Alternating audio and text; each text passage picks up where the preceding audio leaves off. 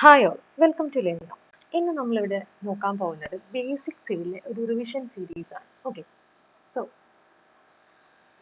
Basic civil എഞ്ചിനീയറിംഗിലെ module 1, 2, 3 most important ആയിട്ട് എപ്പോഴും ചോദിക്കുന്ന പ്രീവിയസ് ഇയർ ക്വസ്റ്റ്യൻസ് ആണ് ഈ വീഡിയോയിൽ നമ്മൾ ഡിസ്കസ് ചെയ്യാൻ പോകുന്നത്. സോ മോഡ്യൂൾ 1ൻ്റെ കേസ് എടുക്കുകയാണെങ്കിൽ നമുക്ക് മോഡ്യൂൾ 1ൽ വരുന്നത് ബിൽഡിംഗ് റൂൾസ് ആൻഡ് റെഗുലേഷൻസ്, ബിൽഡിങ്സിനെ കുറിച്ച്, അതായത് types of buildings, components of residential buildings, അതിൻ്റെ ഫങ്ഷൻസ് ഒക്കെയാണ്. ഓക്കെ, അതേപോലെ ബിൽഡിംഗ് ഏരിയ, അതൊക്കെ 4 മാർക്സിന് ചോദിക്കും. അതായത് പ്ലിന്ത് ഏരിയ എന്താണ്, ബിൽഡപ്പ് ഏരിയ എന്താണ്, ഫ്ലോർ ഏരിയ. സോ നമുക്ക് മെയിൻലി ഈ 10 മാർക്സ് അല്ലെങ്കിൽ 5 മാർക്സിന് വരുന്ന ക്വസ്റ്റ്യൻസ് പാർട്ട് ബിയിൽ 5 ആയിട്ട് 10 മാർക്സിന് സ്പ്ലിറ്റ് ചെയ്തും ചോദിക്കാറുണ്ട്. സോ അങ്ങനെ വരുന്ന മോസ്റ്റ് ഇമ്പോർട്ടൻ്റ് ആയിട്ട് ഇതുവരെ എപ്പോഴും ചോദിക്കുന്ന ക്വസ്റ്റ്യൻ പേപ്പേഴ്സിൽ കണ്ടിട്ടുള്ള ക്വസ്റ്റ്യൻസ് സ്കിപ്പ് ചെയ്യാതെ നിങ്ങൾ പഠിച്ചിട്ട് പോകേണ്ട കുറച്ച് ക്വസ്റ്റ്യൻസ് ഡിസ്കസ് ചെയ്യാം. ഓക്കെ, സോ ഫസ്റ്റ് ക്വസ്റ്റ്യൻ എന്ന് പറയുന്നത് mention the factors to be considered while selecting the site for a building. അപ്പോൾ സൈറ്റ് സെലക്ഷന് നമ്മൾ കൺസിഡർ ചെയ്യേണ്ട ഫാക്ടേഴ്സ് എന്തൊക്കെയാണെന്നാണ്. ഇത് 2 പ്രാവശ്യം 2019ലും 2021ലും ചോദിച്ചിട്ടുള്ള ക്വസ്റ്റ്യൻ. സോ മോഡ്യൂൾ 1ൽ നമുക്ക് ഇതൊരു മോസ്റ്റ് ഇമ്പോർട്ടൻറ്റ് ക്വസ്റ്റ്യൻ തന്നെയാണ്. അപ്പോൾ എന്തൊക്കെയാണ് factors? There should be good transport facilities, അതായത് റെയിൽവേ, ബസ് സർവീസ്. അതായത് നമുക്കിപ്പോൾ കോളേജ്, ഓഫീസിലേക്ക് പോകാൻ വേണ്ടി നല്ല ട്രാൻസ്പോർട്ട് ഫെസിലിറ്റി ആർക്കായാലും വേണം അല്ലേ? അപ്പോൾ നല്ല ഗുഡ് ട്രാൻസ്പോർട്ട് ഫെസിലിറ്റി ഉള്ള ഏരിയ ആയിരിക്കണം. Then second, water supply. Services such as water supply, drainage, sewers, electrical lines, telephone lines, etc. should be very near to the selected site. Okay. Then next, good foundation soil. Okay.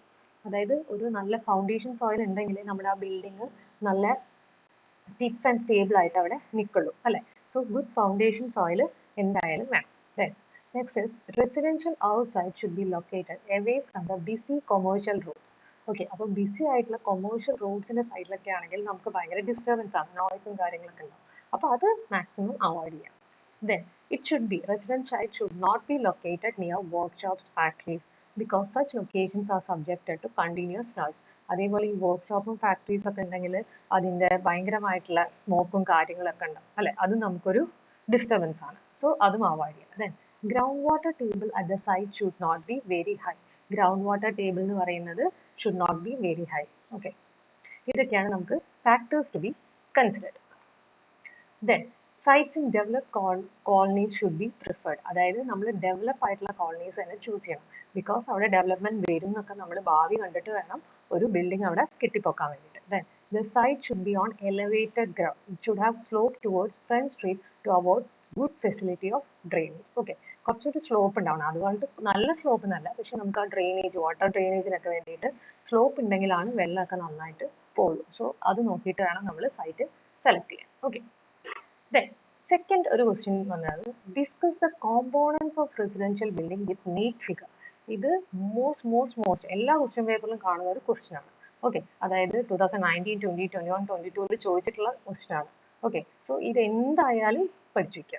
അതായത് വിത്ത് NEET diagram ആയിരിക്കണം ഈ residential ബിൽഡിങ്ങിന്റെ components explain ചെയ്യാൻ വേണ്ടിയിട്ട്. Okay, so ഇതാണ് figure. അതായത് just ഇവിടെ കാണിച്ചിരിക്കുന്നത് ഫൗണ്ടേഷൻ തൊട്ട് ഒരു ബിൽഡിംഗ് സ്ട്രക്ചറായി വരുന്നത് വരെ എന്തൊക്കെ കാര്യങ്ങളാണ്. അപ്പോൾ ഈ ഡയഗ്രത്തിൽ കാണിച്ചിരിക്കുന്നത് ഫൗണ്ടേഷൻ തൊട്ടുള്ള അതിന്റെ കോമ്പോണൻസ് ആണ്, ഒരു ബിൽഡിങ്ങിന്റെ കോമ്പോണന്റ്. അപ്പോൾ ഏറ്റവും താഴെ നിങ്ങൾ കണ്ടോ PCC, പ്ലെയിൻ സിമെന്റ് കോൺക്രീറ്റ് ആണ്. ഓക്കെ, ഒരു PCC അതിന്റെ മേലെ ഒരു ഫൂട്ടിംഗ് ഉണ്ടാവും, അതാണ് ഈ കാണിച്ചിരിക്കുന്നത്. ഓക്കെ, ദെൻ ഒരു ബേസ്മെന്റ്. ഓക്കെ, ദെൻ നമ്മൾ ഫ്ലോറിന്റെ ഇത്. അപ്പോൾ ഫ്ലോറിൽ നമ്മൾ എന്താവും, ജസ്റ്റ് ഒരു വാള് കെട്ടിപ്പോക്കും. പിന്നെ അതിന്റെ മേലെ എന്താണ്, ഒരു വിൻഡോ വരും അല്ലെ? നിങ്ങൾക്കിപ്പോൾ നിങ്ങളുടെ ഒരു വീടിനെ കൺസിഡർ ചെയ്താൽ മതി. ഒരു വാള് വരും, ആ ഒരു ലെവൽ കഴിഞ്ഞ് വെച്ചാൽ വിൻഡോസ് പ്ലേസ് ചെയ്യും അല്ലെ? വിൻഡോ കഴിഞ്ഞിട്ട് ആ ഒരു സൺഷെയ്ഡ് ലെവൽ ഉണ്ടാവും, അതിനെയാണ് നമ്മൾ എന്ത് പറയുക, ലിൻഡൽ. ഓക്കെ, അത് കഴിഞ്ഞിട്ട് എഗെയിൻ വാൾ ഉണ്ടാവും. പിന്നെ നമ്മുടെ ഏറ്റവും മേലത്തെ റൂഫ് സ്ലാബ് വരും. ഓക്കെ, പിന്നെ റൂഫ് സ്ലാബിന്റെ മേലെയായിട്ട് നമ്മളൊരു പ്രൊട്ടക്ഷന് വേണ്ടിയിട്ട് എന്ത് വെക്കും, പാരപ്പറ്റ് വെക്കും. ഓക്കെ, സോ ഇതൊക്കെയാണ് കോമ്പോണൻസ് എന്ന് പറയുന്നത്. അപ്പോൾ ഈച്ച് കോമ്പോണന്റിനെ കുറിച്ച് അതിന്റെ ഫംഗ്ഷൻ എന്താ, യൂസ് എന്താന്നൊക്കെ എക്സ്പ്ലെയിൻ ചെയ്യാം. ഓക്കെ, അപ്പോൾ ഇതിൽ തന്നെ നമ്മൾ ഈ PCC ഫൂട്ടിംഗ്, ഈ ബേസ്മെന്റ്, ഈ ഒരു ഭാഗത്തിന് നമ്മൾ എന്താ പറയുക, ഫൗണ്ടേഷൻ എന്ന് പറയും. അതായത് ഈ ഒരു ഫ്ലോർ ലെവൽ വരെ ഉള്ള, അതായത് നമ്മുടെ ഗ്രൗണ്ട് ലെവലിന്റെ താഴോട്ടുള്ള പാർട്ടിനെ നമ്മൾ എന്ത് പറയും, ഫൗണ്ടേഷൻ എന്ന് പറയും. ഇതാണ് നമ്മുടെ ഗ്രൗണ്ട് ലെവൽ. ഓക്കെ, ഇതിന്റെ താഴെ നമ്മൾ കെട്ടുന്നതിനെയാണ് നമ്മൾ ഫൗണ്ടേഷൻ എന്ന് പറയുന്നത്. ഓക്കെ, ഇനി ഇതിന്റെ മേലോട്ട് നമ്മൾ കെട്ടിപ്പൊക്കുന്ന, അതായത് floor, wall, windows, sunshade, lintel, roof, parapet, ഇതെല്ലാം നമ്മൾ എന്ത് പറയും, സൂപ്പർ സ്ട്രക്ചർ എന്ന് പറയും. ഓക്കെ, സോ രണ്ട് ഇതായിട്ടാണ് നമ്മൾ പറയുക ഒരു ബിൽഡിങ്ങിന്, ഫൗണ്ടേഷനും സൂപ്പർ സ്ട്രക്ചറും. ഓക്കെ, നമ്മൾ നോക്കാം. അപ്പോൾ building can be divide into two parts. എന്തൊക്കെയാണ്? Super structure and foundation. അപ്പോൾ സൂപ്പർ സ്ട്രക്ചർ എന്ന് പറയുന്നതിൽ എന്തൊക്കെ പെടും? നമുക്കറിയാം, മേലത്തെ പാർട്സ് ഫുൾ, അതായത് ഗ്രൗണ്ട് ലെവലിന്റെ മേലോട്ടുള്ള ഭാഗം ഫുൾ. അപ്പോൾ ആദ്യം നമുക്ക് ടോപ്പ് മോസ്റ്റിൽ തുടങ്ങാം. എന്തായിരുന്നു ടോപ്പ് മോസ്റ്റിലുള്ളത്? പാരപ്പറ്റ് അല്ലെ. പാരപ്പറ്റ് എന്ന് പറഞ്ഞാൽ എന്താണ്? റൂഫ് സ്ലാബിന്റെ എഡ്ജിൽ നമ്മൾ എന്തിനു വേണ്ടിയിട്ട്? ഒരു പ്രൊട്ടക്ഷന് വേണ്ടിയിട്ട് നമ്മൾ കെട്ടുന്നതാണ് അല്ലെ പാരപ്പറ്റ്. ദെൻ അതിന്റെ താഴെ എന്താ? Roofs. It is the topmost part of a building. It covers the space enclosed by walls. It can be sloping or flat. അല്ലെ, സ്ലോപ്പ് ആയിട്ടും ഫ്ലാറ്റ് ആയിട്ടും ഒക്കെ റൂഫ്സ് കാണാൻ പറ്റും. ദെൻ നെക്സ്റ്റ് ആണ് വാൾ. വാൾ എന്തിനാണ്? നമ്മൾ ഡിവൈഡ് ചെയ്യാൻ വേണ്ടി അല്ലെ, പ്രൈവസിക്ക് വേണ്ടിയിട്ട് നമ്മൾ ഓരോരോ റൂംസും കാര്യങ്ങളൊക്കെ ആയിട്ട് ഡിവൈഡ് ചെയ്യാൻ വേണ്ടിയിട്ടാണ് walls. It transfers load of structure to the foundation. Okay. Then next is lintel. Lintel എന്താണ്? It is a structural element above the window and door opening which supports a wall above. അതായത് മേലോട്ട് കെട്ടുന്ന വാളിന് ഒരു സപ്പോർട്ടാണ് ഈ lintel എന്ന് പറയുന്നത്. Okay. Then next ആണ് സൺഷെയ്ഡ്. സൺഷെയ്ഡ് എന്ന് പറയുന്നത് എന്തിനാണ്? ഡോർസ് ആൻഡ് വിൻഡോസിന് ഡയറക്റ്റ് സൺലൈറ്റും ലെയിനൊന്നും ഒരു പ്രൊട്ടക്ഷനാണ് അല്ലെ. മഴ പെയ്യുമ്പോൾ സൂര്യപ്രകാശം അടിക്കുമ്പോൾ ഒക്കെ ഈ വിൻഡോസ് ആൻഡ് ഡോറിനെ പ്രൊട്ടക്ട് ചെയ്യണം, അല്ലെങ്കിൽ സൺലൈറ്റും റെയിനൊക്കെ കൊണ്ടിട്ട് അത് നാശാവും അല്ലെ. സോ അതിന് വേണ്ടിയിട്ടാണ് നമ്മൾ സൺഷെയ്ഡ് പ്രൊവൈഡ് ചെയ്യുന്നത്. Okay. Then doors and Windows. Doors and Windows എന്തിനാണ്? നമുക്ക് ഒരു റൂമിൽ നിന്ന് ഒരു റൂമിലേക്ക് ഒരു പാർട്ടീഷൻ വേണം അല്ലെ. അപ്പൊ നമ്മൾ ഡോർസ് വെക്കും. പിന്നെ വിൻഡോസ് എന്ന് പറയുന്നത് എന്തിനാണ്? നമുക്ക് നല്ല വെളിച്ചം കിട്ടാൻ വേണ്ടിയിട്ട് നമ്മൾ വിൻഡോസും പ്ലേസ് ചെയ്യും. Okay. Then ventilators. Openings provided on top of the outer walls for the escape of foul gases from homes. അതായത് നമുക്ക് ഈ ഫൗൾ സ്മെല്ലൊക്കെ പോകാൻ വേണ്ടിയിട്ടാണ് നമ്മൾ വെന്റിലേഷൻ പ്രൊവൈഡ് ചെയ്യുന്നത് അല്ലെ. Then window sill. It protects the top of the wall from wear and tear. Okay. Then steps, stairs or lifts. Steps എന്തിനാണ്? നമുക്കൊരു അപ്പ് മേലേക്ക് എത്താൻ വേണ്ടിയിട്ട്. സ്റ്റെയർസും എന്താണ്? സ്റ്റെപ്സ് കൊണ്ട് നമ്മൾ ബിൽഡപ്പ് ചെയ്യുന്നതാണ് എന്ത്? സ്റ്റെയർ എന്ന് പറയുന്നത്. അല്ലെങ്കിൽ ലിഫ്റ്റ്, അതായത് കൊമേഴ്ഷ്യൽ ബിൽഡിങ്സിലൊക്കെ ആണെങ്കിൽ ലിഫ്റ്റ് ഉണ്ടാവും അല്ലെ, ഫസ്റ്റ് ഫ്ലോറിലേക്ക്, സെക്കൻഡ് ഫ്ലോറിലേക്ക്, തേർഡ് ഫ്ലോറിലേക്കൊക്കെ പോകാൻ വേണ്ടിയിട്ട്.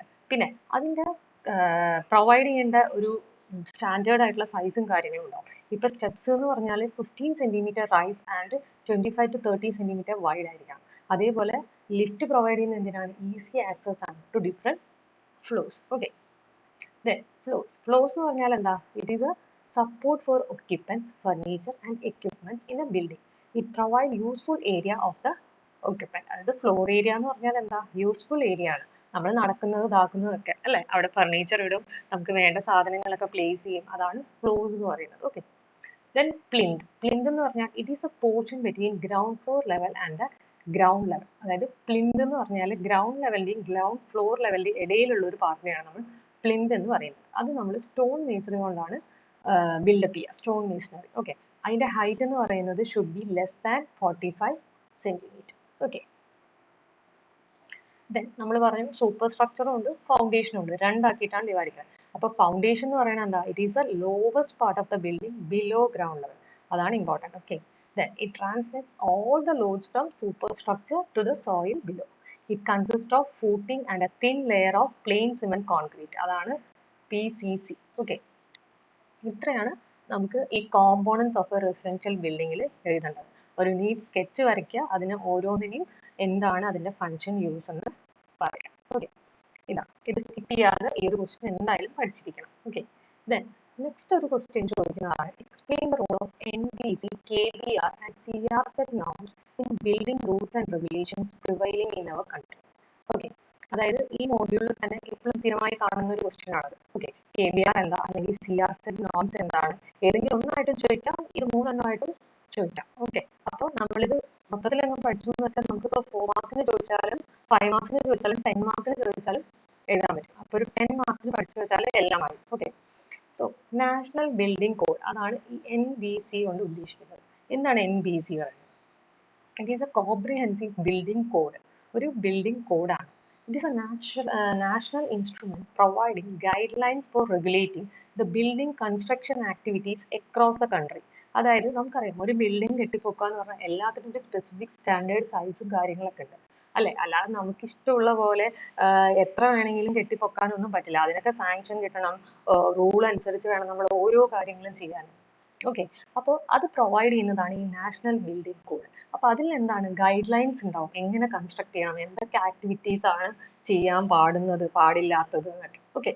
So serves as a modern code for adoption by all agencies involved in building construction work, be the public work departments, PWD, other government construction departments, local bodies, or private construction agencies. Okay. ഇനി next ആണ് coastal regulations zone. അതാണ് CRZ. അതെന്ന് പറഞ്ഞാൽ എന്താ? It means the coastal water, wet land and shore land strongly influenced by marine water. Coastal area എന്ന് പറഞ്ഞാൽ തന്നെ എന്താണ്? കോസ്റ്റൽ ഏരിയ എന്ന് പറഞ്ഞാൽ എന്താണ്?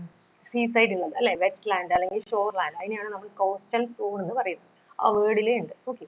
It ensure livelihood security of the fisher communities. അവിടെ സ്റ്റേ ചെയ്യുന്നത് മോസ്റ്റ്ലി ആരായിരിക്കും? ഫിഷർ കമ്മ്യൂണിറ്റീസ് ആയിരിക്കും അല്ലെ. അപ്പോൾ ആ ഏരിയയിലുള്ള അവരുടെ ലൈവ്ലിഹുഡ് സെക്യൂരിറ്റിക്ക് വേണ്ടിയിട്ടാണ് ഈ CRZ നോംസ് വേണ്ടി ഇറക്കിയിരിക്കുന്നത്. Okay. To conserve and protect the coastal structures, its unique environment and its marine area. ആ കാര്യങ്ങളൊക്കെയാണ് കോസ്റ്റൽ റെഗുലേഷൻ സോണിൽ പെടുന്നത്. Okay. To promote development, develop through sustainable manner based on scientific principles, taking into account the dangers of natural hazards in the coastal area, sea level rise due to global warming. അപ്പൊ ഈ അസാർഡും എല്ലാം കണ്ടിട്ട് വേണം നമുക്ക് അവിടെ ഓരോ ആ ഒരു സോണിൽ നമുക്ക് ആ ബിൽഡിംഗ്സ് റെഗുലേഷൻസ് ഒക്കെ പറയാൻ വേണ്ടിയിട്ട് അല്ലെ. നമുക്ക് എപ്പോൾ വേണമെങ്കിലും ആ ഒരു സീസൈഡ് ആയതുകൊണ്ട് നമുക്ക് എപ്പോൾ വേണമെങ്കിലും ഒരു ഹസാർഡ് വരാൻ ചാൻസ് ഉണ്ട്. സോ അതൊക്കെ അനുസരിച്ച് അതിന്റെ ആ ഒരു അവരുടെ സേഫ്റ്റിയും കൺസിഡർ ചെയ്തിട്ട് നോക്കുന്നതിനെയാണ് നമ്മൾ CRZ നോംസ് എന്ന് പറയുന്നത്. ഓക്കെ. ഇനി നെക്സ്റ്റ് ആണ് കേരള ബിൽഡിംഗ് റൂൾ അല്ലെങ്കിൽ KBR. Okay. Building regulations are framed based on NBC guidelines to suit the town and country planning schemes and proposed land use patterns of a particular area. Okay. അപ്പോൾ ആ ഒരു particular ഏരിയന്റെ national building code guidelines ഒക്കെ നോക്കിയിട്ട് ഇതാക്കുന്നതിനെയാണ് നമ്മൾ KBR അല്ലെങ്കിൽ building റെഗുലേഷനെയാണ് കേരള ബിൽഡിംഗ് റൂൾ എന്ന് പറയുന്നത്. ഓക്കെ. ഇനി it building rules ensures quality and safety in construction. Main ആയിട്ട് അതിന്റെ പർപ്പസ് എന്താണ്? Quality and safety in construction. Then it provides a legal base to the authorized constructions and also for tax collecting authorities like local body institutions and the revenue authorities അല്ലെ. ഇപ്പൊ നമ്മളൊരു building കിട്ടുകയാണെങ്കിൽ yearly അതിന്റെ tax ഒക്കെ പേയ്മെന്റും എല്ലാ കാര്യങ്ങളും ചെയ്യണം. Okay. അതൊക്കെ ലീഗൽ ബേസിൽ തന്നെ ചെയ്യണം. ഓക്കെ. അതൊക്കെ എന്താണ്? KBR ആണ് പ്രൊവൈഡ് ചെയ്യുന്നത്. അതായത് കേരള ബിൽഡിംഗ് കോഡിലാണ് ഈ റൂൾസ് ആൻഡ് റെഗുലേഷൻസ് ഒക്കെ കാണാൻ പറ്റുക. ഓക്കെ. അപ്പോൾ ഇതാണ് നമുക്ക് മോഡ്യൂൾ 1ന്റെ കേസിൽ വരുന്ന മോസ്റ്റ് ഇമ്പോർട്ടൻ്റ് ആയിട്ടുള്ള ക്വസ്റ്റ്യൻസ്. ഇനി നമ്മൾ മോഡ്യൂൾ 2ലേക്ക് പോവുകയാണെങ്കിൽ മോഡ്യൂൾ 2ൽ മെയിൻലി എന്തൊക്കെയാണ് നമുക്ക് നോക്കാനുള്ളത്? സർവേ. ഓക്കെ. സർവേയിങ്ങിൽ നമുക്ക് മെയിൻലി മുമ്പത്തെ അതായത് മോഡ്യൂൾ 2ന്റെ ക്ലാസിന്റെ വീഡിയോ ഉണ്ട്, അതിൽ കയറി നോക്കിയാൽ കാണാൻ പറ്റും. സർവേയിങ്ങിന്റെ ബേസിക് പ്രിൻസിപ്പിൾ ഓഫ് സർവേയിങ്, അത് എപ്പോഴും 4 മാർക്സിന് ചോദിക്കുന്ന ഒരു ക്വസ്റ്റ്യൻ ആണ്. ബേസിക് പ്രിൻസിപ്പിൾ ഓഫ് സർവേയിങ് എന്താണ്? ഓക്കെ. അതാണ് ഒരു ഫസ്റ്റ് ക്വസ്റ്റ്യൻ എന്ന് പറയുന്നത്. ഓക്കെ. ദെൻ കൺസ്ട്രക്ഷൻ മെറ്റീരിയൽസിനെ കുറിച്ച് പഠിക്കുന്നുണ്ട്. അതായത് ബ്രിക്ക്, സ്റ്റോണ്, സിമെന്റ്. അപ്പൊ നമുക്ക് ബ്രിക്കിന്റെ പഠിക്കാനുണ്ട്, സ്റ്റോൺ ഉണ്ട്, സിമെന്റ് ഉണ്ട്. അപ്പൊ അതിന്റെ ടൈപ്സ് എന്താണ്, അതിന്റെ ഫങ്ഷൻസ് എന്താണ് എന്നൊക്കെ ചോദിക്കും. ബ്രിക്കിന്റെ കേസിലാണെങ്കിലും അതിന്റെ പ്രോപ്പർട്ടീസും ഗുഡ് ബ്രിക്കിന്റെ ക്വാളിറ്റീസ് എന്താണ്, അങ്ങനെയൊക്കെ ക്വസ്റ്റ്യൻസ് വരാം. പിന്നെ അതിൽ നോക്കാനുള്ളതാണ് സിമെന്റ് കോൺക്രീറ്റ്, അതായത് സ്റ്റീൽ സെക്ഷൻസിനെ കുറിച്ച്, സ്റ്റീൽ റീഇൻഫോഴ്സ്മെന്റിനെ കുറിച്ച്, പിന്നെ കോൺസ്റ്റിറ്റ്യൂവന്റ് മെറ്റീരിയൽസ്, പ്രോപ്പർട്ടീസ്, ടൈപ്സ്, കാര്യങ്ങൾ. പിന്നെ അതേപോലെ മോഡേൺ കൺസ്ട്രക്ഷൻ മെറ്റീരിയൽസും നമുക്ക് ഈ മോഡ്യൂൾ 2ൽ വരുന്നുണ്ട്. അപ്പൊ ഈ മോഡ്യൂൾ 2ൽ മോസ്റ്റ്ലി എപ്പോഴും ക്വസ്റ്റ്യൻ പേപ്പറിൽ ചോദിക്കുന്ന ക്വസ്റ്റ്യൻ എന്ന് പറയുന്നത് ഒന്നാണ് 5 market forms of steel section. Okay. അതായത് സ്റ്റീലിന്റെ, അതായത് മാർക്കറ്റിൽ അവൈലബിൾ ആയിട്ടുള്ള ടൈപ്സ് ഓഫ് സ്റ്റീൽ സെക്ഷൻസ് ഇതൊക്കെയാണ്, അതിന്റെ യൂസസ്. ഓക്കെ. വിത്ത് ഡയഗ്രാം അവർ ചോദിക്കാറുണ്ട്. സോ അത് എന്താന്ന് നോക്കാം. അതായത് first one rolled steel bar section, അതായത് റോൾഡ് ആയിരിക്കും. അതിന്റെ ഡെസിഗ്നേഷൻ എന്ന് പറയുന്നത് ISRO ആണ്, Indian standard round bars. ISRO ആണ് ഡെസിഗ്നേറ്റ് ചെയ്തിട്ടുണ്ടാവും. ഓക്കെ. Designated as ISRO 10. അപ്പൊ ഈ 10 എന്ന് പറയുന്നത് എന്താണ്? അതിന്റെ ഡയ ആണ്. ഓക്കെ. ഡയ ആണ് 10 എന്ന് ഉദ്ദേശിക്കുന്നത്. Okay. Then available in diameter varying from 6 mm to 25 mm. അതേപോലെ അത് സ്ക്വയർ ബാസിലും, റൗണ്ട് മാത്രമല്ല സ്ക്വയർ ബാസിലും അവൈലബിൾ ആണ്. സ്ക്വയർ ബാസ് എന്ന് പറഞ്ഞാൽ എന്താണ്? ISSQ, അങ്ങനെയാണ് ഡിനോട്ട് ചെയ്യുന്നത്. ഓക്കെ. അപ്പോൾ എന്തായിരിക്കും? ISSQ 10 എന്ന് പറഞ്ഞാൽ അതിന്റെ ഡയ സൈസ് എന്ന് പറയുന്നത് എത്രയാണ്? 10 mm ആയിരിക്കും. ഓക്കെ. ദെൻ ഡയ അല്ല, സോറി, ഇത് സ്ക്വയർ ആണ്. അപ്പോൾ square bar of size 10 mm. Okay. Then used for grill work, hand rails for staircases, ഇങ്ങനത്തെ വർക്ക്സിനൊക്കെയാണ്. നമുക്കറിയാം നമ്മുടെ ഹാൻഡ് റെയിൽസിനൊക്കെ സ്ക്വയറും റൗണ്ട് ബാർസും വെക്കും അല്ലേ? നിങ്ങളുടെ വീട്ടിലൊക്കെ ഹാൻഡ് റെയിൽസ് ഒക്കെ ശ്രദ്ധിച്ചാൽ അറിയാം, സ്ക്വയർ ബാറും ഉണ്ടാവും, റൗണ്ട് ബാർസും ഉണ്ടാവും. അപ്പൊ സ്ക്വയർ, അങ്ങനെ സ്റ്റെയർ കേസസ്, ഹാൻഡ് റെയിൽസിന്, ഗ്രിൽ വർക്കിനൊക്കെയാണ് നമ്മൾ മെയിൻലി ഈ റോൾഡ് സ്റ്റീൽ സെക്ഷൻ യൂസ് ചെയ്യും. ഓക്കെ. ഇനി നെക്സ്റ്റ് ആണ് റോൾഡ് സ്റ്റീൽ പ്ലേറ്റ് സെക്ഷൻ അല്ലെങ്കിൽ ISPL എന്ന് പറയും. ഓക്കെ.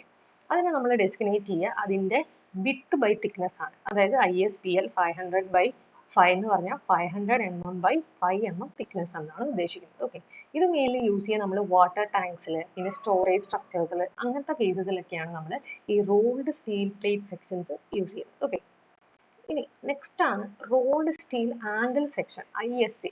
ആംഗിൾ അത് ഡിസ്ക്രിനേറ്റ് ചെയ്യുന്നത് ISA വെച്ചിട്ടാണ്. അതിൽ മെയിൻലി നമ്മൾ ആ ഒരു ആംഗിൾ പറയുക അതിൻ്റെ വിത്തും അതിൻ്റെ ലെഗിൻ്റെ ലെങ്ത്തും വെച്ചിട്ടാണ്. ഓക്കെ, അപ്പോൾ അതിൽ തന്നെ ഈക്വൽ ആംഗിൾ ഉണ്ട്, അൺഈക്വൽ ആംഗിൾ സെക്ഷൻസും ഉണ്ട്. ഈക്വൽ ആംഗിൾസ് എന്ന് പറഞ്ഞു വെച്ചാൽ നമുക്കറിയാം രണ്ട് ലെഗ്സും ഈക്വൽ ഇൻ ലെങ്ത് ആയിരിക്കും. ഓക്കെ, അതിൻ്റെ സൈസസ് എന്ന് പറയുന്നത് 20/20/3 ടു 200/200/25 mm റേഞ്ചിലാണ് അതിൻ്റെ സൈസസ് വരുന്നത്. ഓക്കെ, ഇനി അൺഈക്വൽ ആംഗിൾ സെക്ഷൻ എന്ന് പറഞ്ഞാൽ എന്താണ്? Two legs will be unequal in length ആയിരിക്കും. ഓക്കെ, നെക്സ്റ്റ് ആണ് റോൾഡ് സ്റ്റീൽ T സെക്ഷൻ, അതായത് T shape. Available in sizes varying from 20/20/3 to 150/150/10. ഈ രണ്ട് റേഞ്ചിലാണ് നമുക്ക് അതിന്റെ സൈസസ് കാണാൻ പറ്റുക. ഓക്കെ, ഇനി ഇത് യൂസ് ചെയ്യുന്നത് എന്താണ്? Members of the steel root സ്ട്രെസ്സിനാണ്. Okay, T sections mainly use ചെയ്യുന്നത് റൂട്ട് സ്ട്രെസ് ആണ്. ഓക്കെ, അല്ലെങ്കിൽ to form built up sections. Okay, then different types available ആണ്. അതിലൊന്നാണ് ISNT, നോർമൽ T. അതേപോലെ ഹെവി ടി, അതാണ് ISHT. ഓക്കെ, ഇതൊക്കെ പോയിന്റ് ആയിട്ട് എഴുതേണ്ടതാണ്. ഓക്കെ, നെക്സ്റ്റ് ആണ് rolled steel channel section. Channel എന്ന് പറയുമ്പോൾ എന്തായിരിക്കും? ഒരു ടു ഈക്വൽ ഫ്ലാഞ്ചസും ഉണ്ടാവും, ഒരു വെബും ഉണ്ടാവും. ഓക്കെ, അതിനെയാണ് നമ്മൾ ചാനൽ എന്ന് പറയുന്നത്. Designated by height of web and width of flange. Okay, ഇനി അതിന്റെ സൈസസ് എന്ന് പറയുന്നത് 100/45 mm ടു 400/100 mm ആണ്. Okay, widely used for beams and columns. Okay, then rolled steel I section, അതാണ് ലാസ്റ്റ് ടൈപ്പ് എന്ന് പറയുന്നത് മാർക്കറ്റിൽ അവൈലബിൾ ആയിട്ടുള്ള.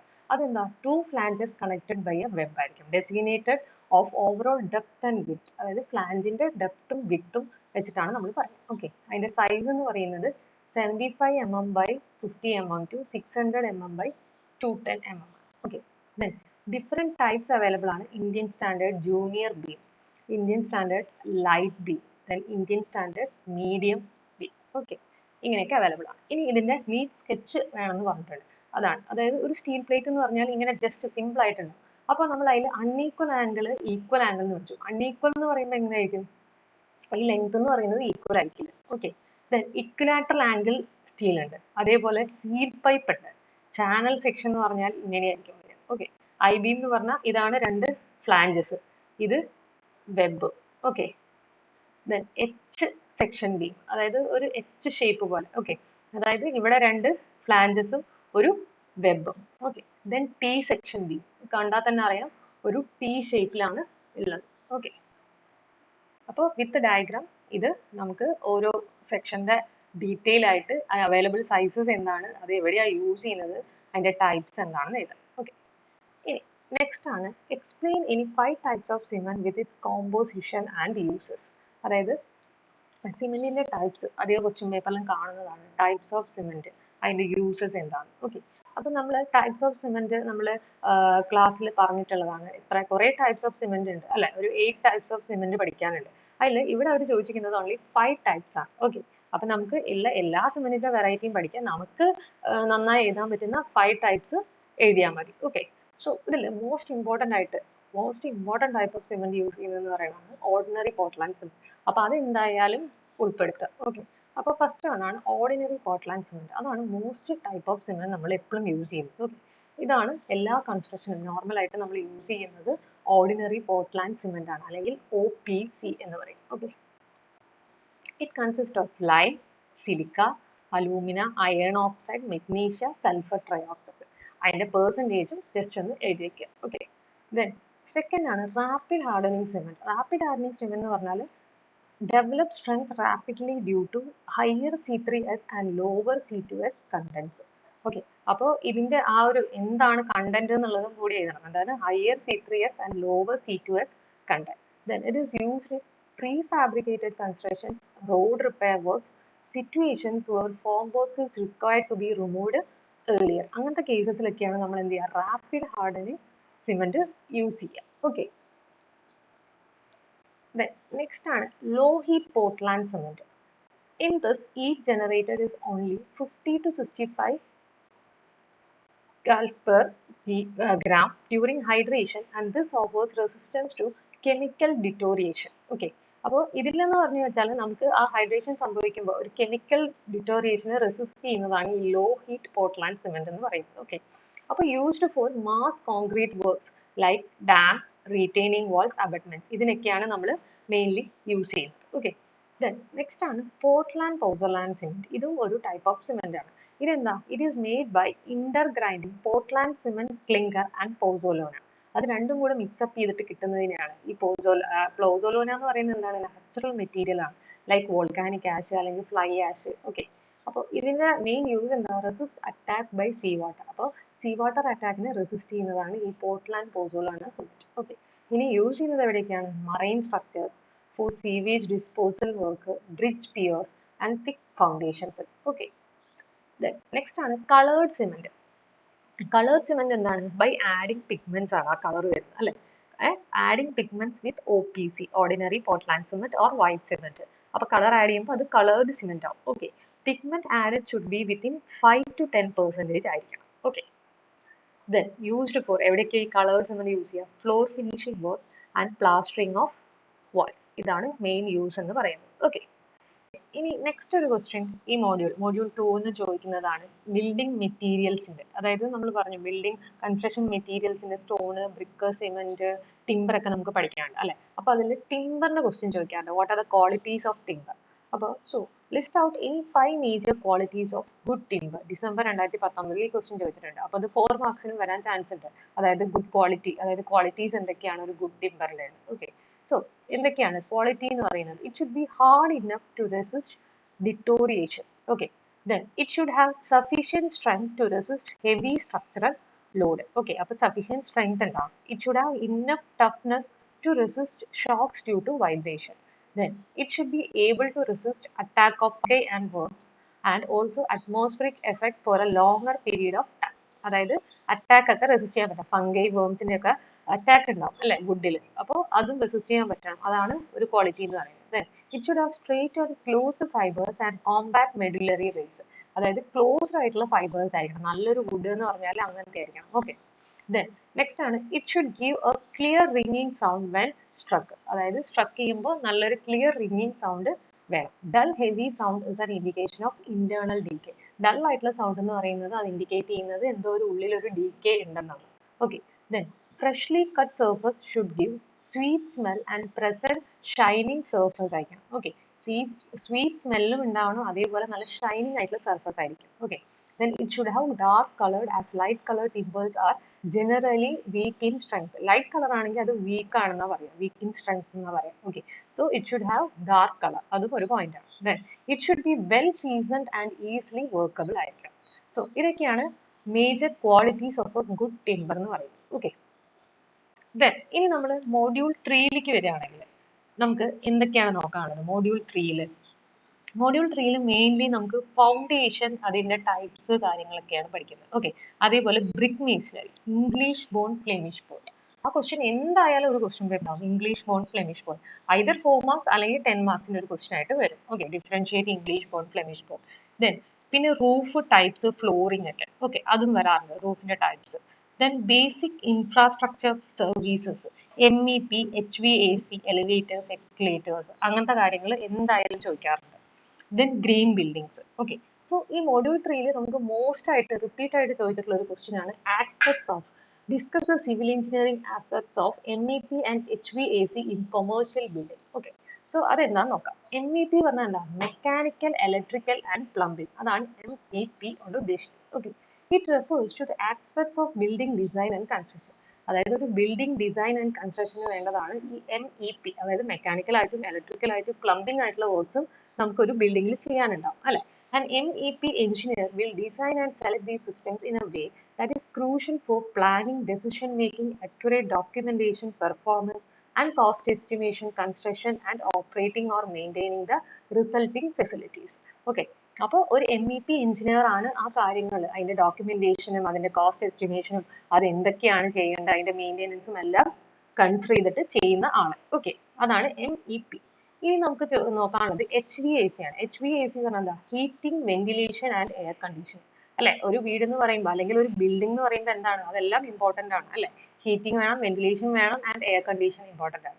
So it is to ensure the thermal comfort and acceptable air quality for enclosed environments. Okay, എന്തിനാണ്? Thermal comfort and air quality. Okay. Then HVAC engineers will ensure, അവരുടെ duty എന്താ? They ensure that air temperature and quality are provided conditions that are comfortable for people within the environment as well as suitable for operation of the equipment within that area. Okay. So comfortable ആയിട്ട് നല്ല heating, ventilation and air conditioning provide ചെയ്യുന്ന ensure ചെയ്യുന്നതാണ് HVAC എഞ്ചിനീയേഴ്സിന്റെ duty എന്ന് പറയുന്നത്. Okay, അപ്പൊ ഇത് ഒരു important question ആണ്. ഇനി നെക്സ്റ്റ് ആണ് ഞാൻ പറഞ്ഞു ഈ മോഡ്യൂളിലെ മെയിൻ ഹൈലൈറ്റ് എന്ന് പറയുന്നത് ഫൗണ്ടേഷൻ, അതിന്റെ ടൈപ്സ് ആണ്. So explain different types of foundations പറഞ്ഞ് ചോദിക്കാറുണ്ട്. അല്ലെങ്കിൽ 4 മാർക്സിന് ഇന്ന foundation, what you mean by shallow foundation, അല്ലെങ്കിൽ differentiate shallow and deep foundation, അങ്ങനെയൊക്കെ ക്വസ്റ്റ്യൻ വരാറുണ്ട്. അപ്പൊ അതിന്റെ ടൈപ്സ് നോക്കി വെക്കാം. So depending on depth, foundation are classified into 2 types. 2 ടൈപ്സിലാണ്. എന്താണ്? Shallow and deep. Shallow foundation എന്ന് പറഞ്ഞാൽ depth of foundation is less than or equal to width and are relatively nearer to ground level. Okay, അങ്ങനെയുള്ളതിനെയാണ് നമ്മൾ shallow എന്ന് പറയുന്നത്. അത് depth is less than or equal to width. ഇനി deep foundation എന്ന് പറഞ്ഞാൽ എന്താ? Depth is more than its width. അങ്ങനെയുള്ളതിനെയാണ് നമ്മൾ deep ആയിട്ടുള്ള ഫൗണ്ടേഷൻ, അതായത് ഡീപ്പ്, നല്ല ഡെപ്തിൽ. ഓക്കെ, അപ്പൊ ഈ ഷാലോ ഫൗണ്ടേഷനിൽ തന്നെ കുറെ ടൈപ്സ് ഉണ്ട്. ഓക്കെ, എന്തൊക്കെയാ നോക്കാം. Spread footing, combined footing, strap or cantilever footing, continuous footing, inverted arch footing, grillage footing, raft or mat footing. Okay.